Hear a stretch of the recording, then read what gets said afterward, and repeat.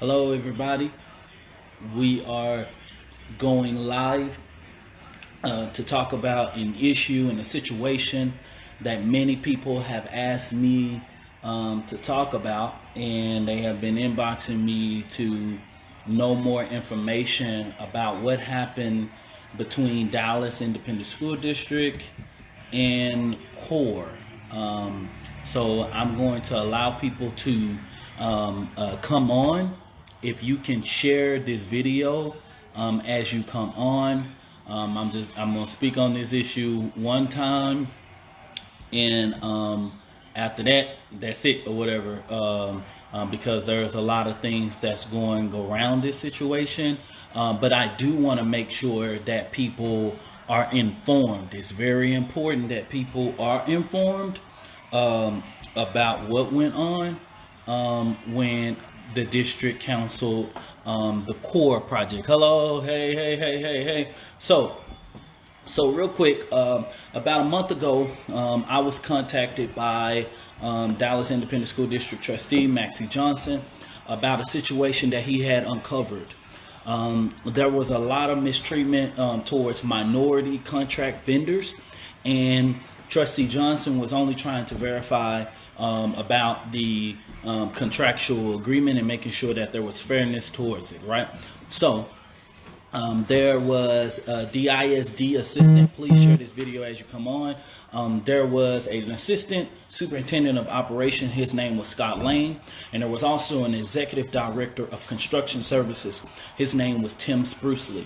If you see, the Next Generation Action Network launched a campaign to demand their resignation.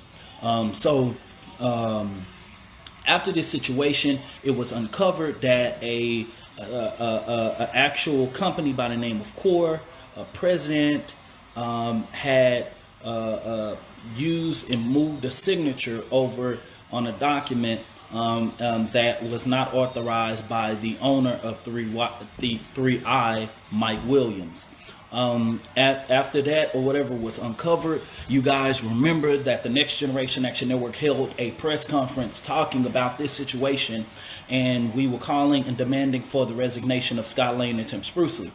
And the way that this contractual agreement was set up, it was set up under CMAR. So the district basically selected CORE under Construction Management at Risk process, right? So under construction management at risk, the companies have the ability to choose what minority vendor they want to use, right? It's not handled by the district. That is an agreement between a private company and another private company, right? And so basically, after we did that press conference, I immediately met with the owner of CORE and the owner of 3I, Mike Williams. This was a contractual agreement. They talked about this situation. They discussed it. And after that, there was no other situation from that.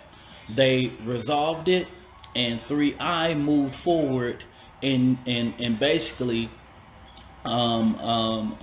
agreed to contract with this company at about, I think it was 35%. This contract was the first contract in the city in DISD history that had 45% minority participation. 45% minority participation. So the goal was to make sure that things were getting done, right?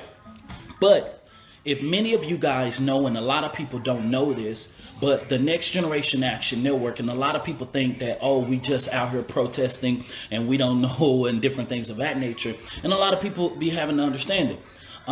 We were the organization that organized the kids to walk out of South Cliff High School, that led to the $62 million schools, that led to $54 million with Carter, in other schools who matriculated from that situation that we were able to get some equity from. But what happened in this particular situation is, with that, there was a continued problem with there was a continued problem with Scott Lane and Tim Sprucely, the Assistant Superintendent of Operations, with their tactics of corrupt processes. And many of you guys remember when the auditor was let go early in the year, and he was talking about the continuations of a policy that was unethical and wrong, of change orders and actual this practice of them negating the Board of Trustees authorization process. Basically, I won't be factual on this number, but there's a policy that say if it's an item 400,000 or above, you have to go to the Board of Trustees for approval. And what these guys were doing, right? So say if you had a piping that was $700, right? $700,000, right? And that would normally have to go into the Board of Trustees to approve it, right? So what they would do is break that thing down into damn change orders, right? And that's against the damn law. But it was covered up, and the auditor went away, and all that different types of stuff, right? So, you know, it's convenient for the district to say corruption when it fits them, right? It's convenient for them to do that when it's a catchy situation, when we had to demand them investigate the situation of court, right? So at the end of the day, we met down with these owners. We resolved all the issue with this situation. We created diversity, inclusion. We got rid of the person who did it in that company. We talked with DISD about it. It was resolved. Everything was put in place. Core is a new company. This owner was moving from California over to Texas or whatever. He was new here, right? And so about, that was like damn near a month ago. A week ago, out of nowhere, this issue comes back up. And everybody who was trying to just push off of this situation, all of these trustees and Dustin Marshall and all of these people who were trying to push off this situation and say Maxie Johnson was unethical what he was doing and blah, blah, blah, is now trumping the alarm, basically saying now, oh, we have corruption and we need to fight corruption. We need to do this and this, that, and the third. But they were silent when issues came about Scott Lane and Tim Sprucely. Now, these same Board of Trustees want to stay silent in their committees, but they don't want to tell the public, why in the hell did you make your assistant superintendent resign, literally forced him into retirement of operations, and why did you make your executive director over construction services, Tim Sprucely, put him on administrative leave effective immediately? So I want people to understand is that DISD and the powers that be want you to focus on core, which aka Citizens Council wants you to focus on core so that they can wash away the real corruption that lies within the side of DISD, right? The power play, the moves, and different things of that nature. And many of you already know that Dallas Morning News take their orders from the Dallas Citizens Council. So at the end of the day, here's the play that was made, right? So the Dallas Citizens Council made a move behind it, right? And this is what it was, because guess what? We knew the company that they were going to award it to when they took it off, right? When they took core off the project. We knew what it was going to be.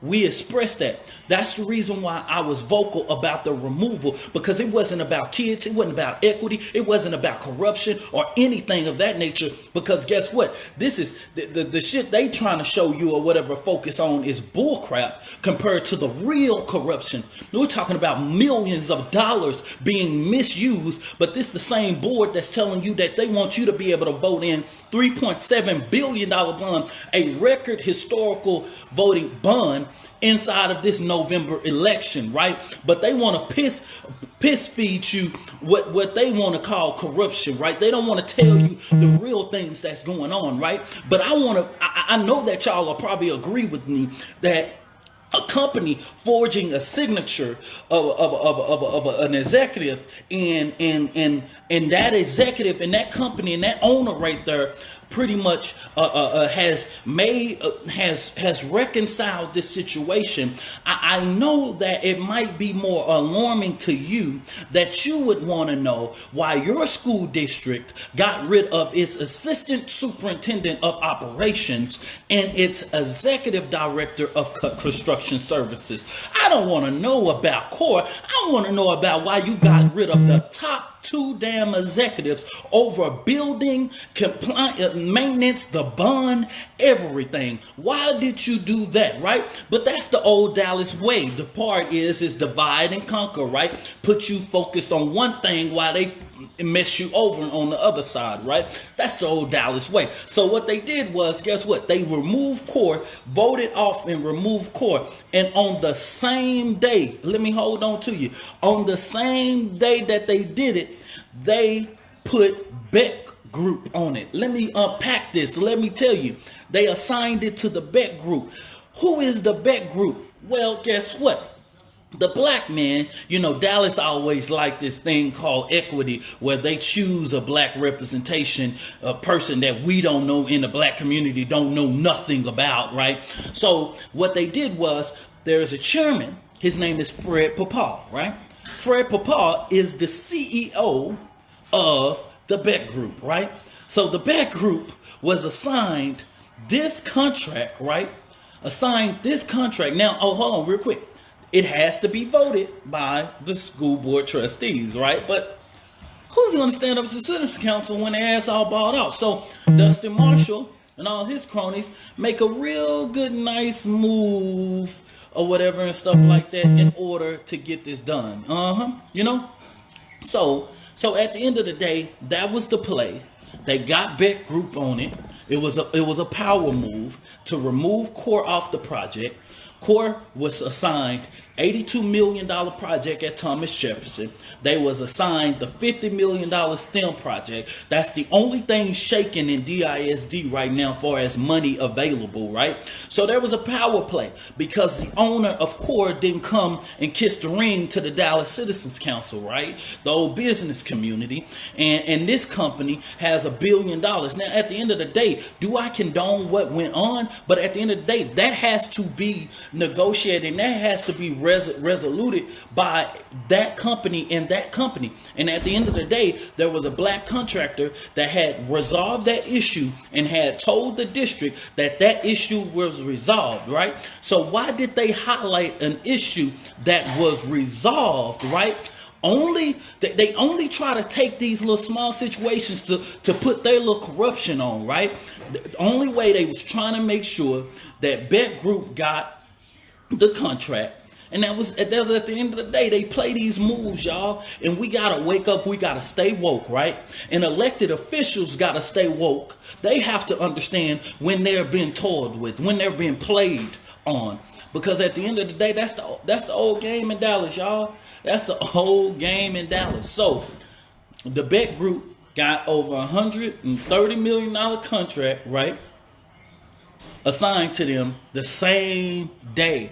And we knew that the Beck Group was going to do this way ahead of time. So at the end of the day, y'all, we know it. So at the end of the day, I just wanted to share that with y'all to give y'all some better understanding about what went on. If you have any questions, please inbox me, y'all. But the Citizens Council made that mode. That's why the Dallas Morning News is the only damn person that's reporting about this situation. But if the Dallas Morning News was something of a fucking journalist, all right, and if they was a credible news source, they would be saying and sounding the alarm since they want an investigation. Well, guess what? Tell the damn trustees to stop having these private sessions and tell the public why. First of all, if an entity is telling you that they want you to approve a $3.7 billion bond in the same damn year, and the top two Damn Hinojosa, the top 2 executives in those departments that has to execute that bond is let go or forced in retirement, you would want some answers too. Not that little letter talking about that Scott Lane said I'm having medical issues and that I'm this, that, and third. That's baloney. Top 2 executives removed in less than weeks, and guess what? We don't know nothing going on. Oh, it's executive sessions. Y'all remember when Joyce Foreman on the day of it, she was asking the question, what is convenience? What they removed them from convenience. They didn't even remove the contract from core on corruption. They moved it from convenience. What is convenience, right? At the end of the day, it's bullcrap. And we must be educated and understand exactly what's going on. And you will not tour me, you will not buy me off, you will not silence me or anything of that nature. At the end of the day, we got to stand up to corruption continuously. And, that's basically what it is. So what we need, DISD, Dr. Hinojosa, School Board President Justin Henry, we need answers. Follow the money. Why was Scott Lane and Tim Sprucely removed?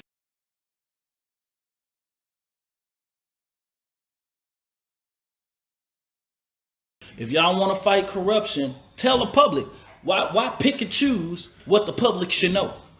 Why pick and choose what the public should know? I think the core stuff is real small towards this big picture over here, because yet there was auditors for years trying to whistleblow about these situations in these practices inside of DISD. Mind you, when Dr. Hinojosa left the last time, there was an $85 million shortfall.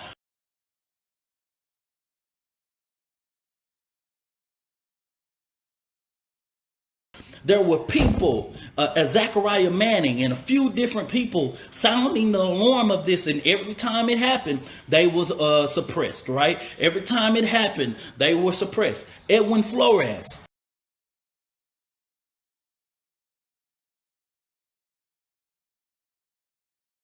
Tell me, what was the auditor trying to tell y'all back then? Release it. Tell us what is going on. So at the end of the day, y'all, man, it's some real deeper, much corruption that is going on.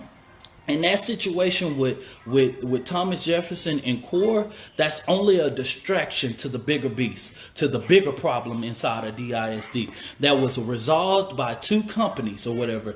I made it very damn clear on my press conference and in my meeting about my disagreement with it, but that was resolved by 2 doggone companies, and yet this board trustees and this doggone district and yet this business community want to play games with y'all by feeding y'all whatever they want y'all to hear. And at the end of the day, this bond ain't about kids, it's about greed, it's about capitalism. And at the end of the day, we must fight back, we must stand strong. And if the district want us to take seriously, they gonna give us some information, they gonna be transparent with us. So guess what, when y'all voted board of trustees, when y'all voted to strike down core, you opened up a bigger bottom, right? So since you want to fight corruption, don't stay silent on this situation. Tell us what went on with Scott Lane and Tim Sprucely. Tell us what went on with Scott Lane and Tim Sprucely.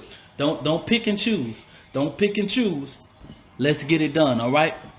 So anybody have any questions, please contact me, let me know or whatever. But we're going to continue to fight corruption inside of DISD, inside of City of Dallas. We're going to continue to do it. And that was just me. I've been at the table the whole time. So can't nobody not negate me. Can't nobody say I don't know what I'm talking about. Different things of that nature. I've been there the whole time. They are hiding a whole bunch of stuff. And what they are saying in executive session needs to be brought to the public. All right. So that's what you need to do, because George Foreman showed y'all it was a whole bunch of stuff. Nobody wanted to answer a question, right? Tell them to answer the damn question, all right? That's it. That's all. God bless you, man. To all of the people who are continuing to fighting on the front lines, let's continue to do it. Let's go from there. God bless you. May the Lord be with you. Is yet my continuous prayer. Goodbye.